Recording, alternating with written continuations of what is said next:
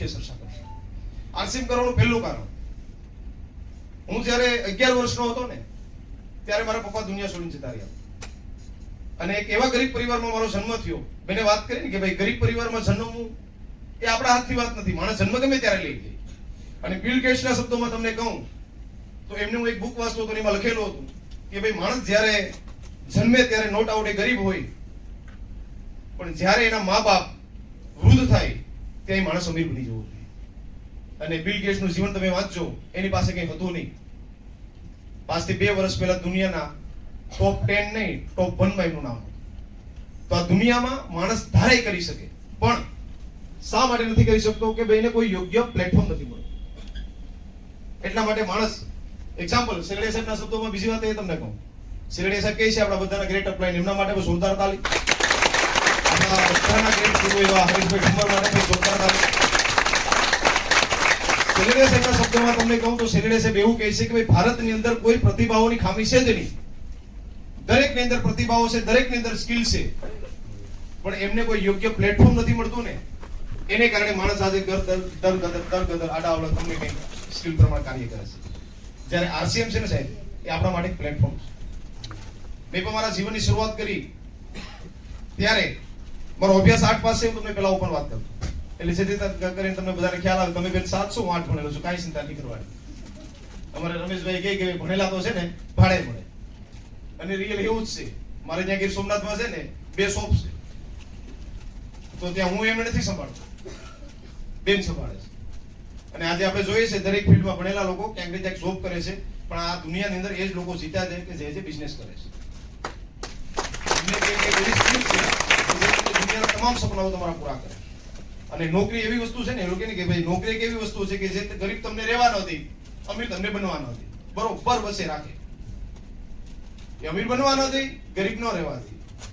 મારા એક મિત્ર છે ટીચર, ગવર્મેન્ટ ટીચર છે, અને એમની જ છોકરીની સ્કૂલ ભરવા માટે થઈ સાયન્સની સાહેબ, અને એમની બેંકની અંદર દાગીના મૂકી અને ધિરાણ લીધું મારા નામ ઉપર. શા માટે? કે ગવર્મેન્ટ ટીચર જો બેંકની અંદર જઈને ધિરાણ લે તો એને થોડુંક અપમાનજનક લાગે. તો આ સ્થિતિ છે દેશની આજે.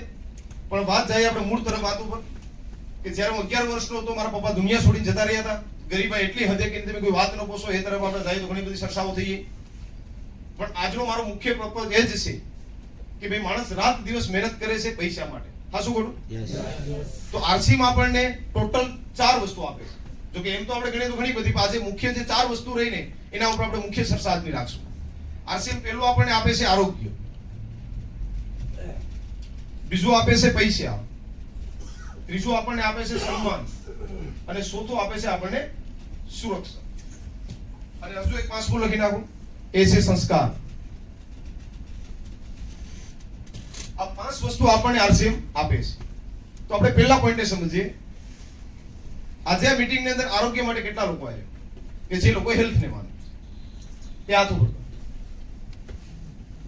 કે જેનો ઉદ્દેશ્ય આરસીએમ ની અંદર આવવાનો ઓનલી ઓન આરોગ્ય છે, એમને આ વસ્તુ કોઈ જોતી નથી.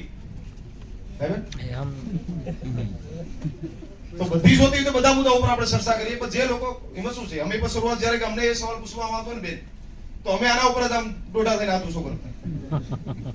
જ્યારે અમને સવાલ કર્યો ને કે ભાઈ તમારો ઉદ્દેશ્ય હોય આરોગ્યનો તો તેલ ક્યું વાપરો? આરસી પેલા ક્યું વાપરતા હતા? કે તિરુપતિ. એ તો પામોલિન છે. તો રાઈસ બ્રેન્ડ ત્યારે માર્કેટમાં જે કંપની બનાવતી હતી, તો કેમ ના લીધું? ત્યારે ખબર પડી કે નહીં ભાઈ, આરોગ્ય ઉપર તો આપણે આંગળી ઊંચી કરીએ છીએ, પણ બધાની નજર છે પૈસા ઉપર. અને સાહેબ પૈસા ઉપર હોવી જ જોઈએ.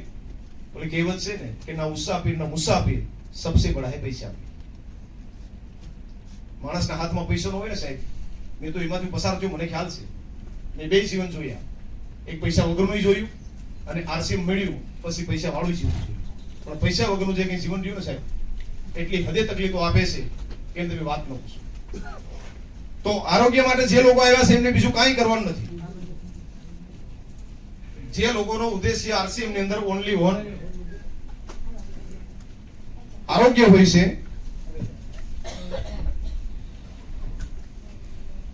એ લોકોને કદાચ તમે આ સિસ્ટમ ની અંદર 4 ડોક્યુમેન્ટ આપીને જો તમે તમારું કેવાયસી ના બનાવ્યું હોય, તો તમે જેના પણ રેફરન્સ થી આ મીટિંગ ની અંદર બેઠા છો એને 4 ડોક્યુમેન્ટ આપી તમારું કેવાયસી બનાવવાનું છે.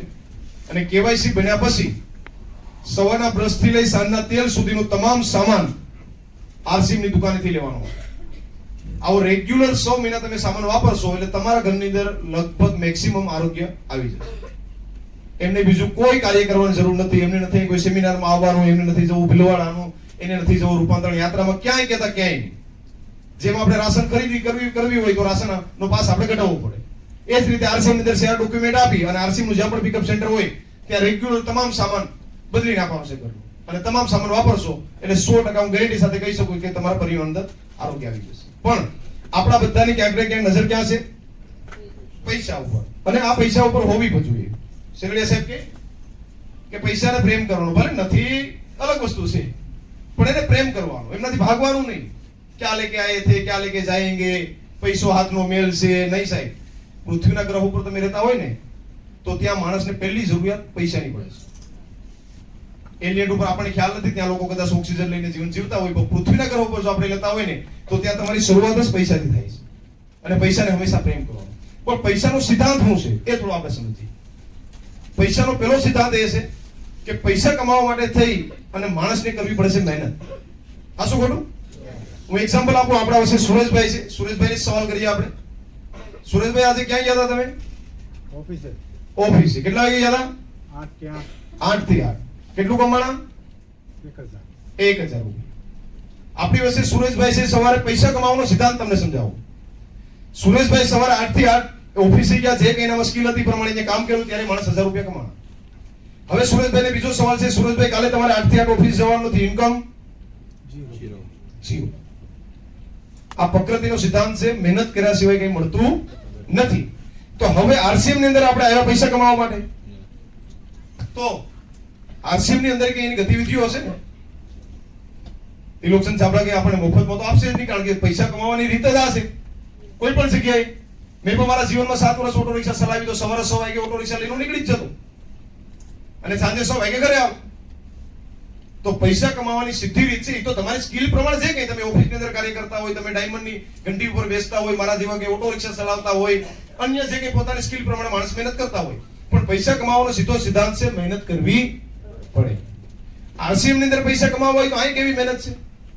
તો કે ભાઈ અહીં શરૂઆતમાં શું કરવાનું છે? આપણા કામની સાથે આને કરવાનું છે. મેં પણ જયારે 2019 માં કામ કરવાની શરૂઆત કરી આરસીએમ માં, ત્યારે હું પણ આખો દિવસ ઓટો રિક્ષા ચલાવતો અને 5 વાગે ઘરે આવ્યા પછી જે સમય મારા પાસે બચતો એ સમય મેં આરસીએમ ને આપવાની શરૂઆત કરી. આમાં કેટલા લોકો એવા છે કે જેમની સિસ્ટમમાં 2 વર્ષ થયા હોય? જે લોકોને 2 વર્ષ થઈ ગયા હોય, સાહેબ 2 વર્ષ થયા, કેટલું કમિશન આ મહિનાનું? 12000. બેન કેટલું કમિશન? 1200 રૂપિયા. જે લોકો 2 વર્ષ થયા હોય ને પૂરા, એમનો એક મેસેજ આપવા માંગુ છું.